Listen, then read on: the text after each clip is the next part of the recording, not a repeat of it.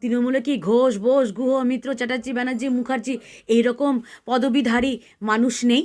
এই গঙ্গাসাগরের মাথা হওয়ার মতো মানে মুখ্যমন্ত্রী ওই একজনকেই পায় যাকে তারকেশ্বরের মাথা করবে, যাকে গঙ্গাসাগরের মাথা করবে। বিশ্বাস করো, তারকেশ্বর এখন আর যাই না, কারণ মহাদেব তো আমাদের সর্বত্র বিরাজমান।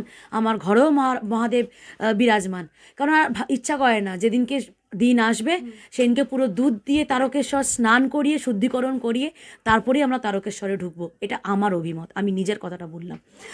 আমাদেরকে খুব বলা হচ্ছে না, যে না বোঝানো হচ্ছে র্যাদার, যে উনি এটা বলতে চায়নি।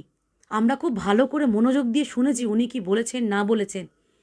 আজকে আমরাও তো বলছি যে উনি যুব সমাজকে, মুসলিম যুব সমাজকে না উস্কে আজকে আমরা মুসলিম যুব সমাজের থেকেও তো আর একটা নীরজ চোপড়া পেতে পারতাম। আমরা গুকেশের মতো এরকম একটা প্রতিভাবান দাবারুও তো পেতে পারতাম মুসলিম যুব সমাজ থেকে।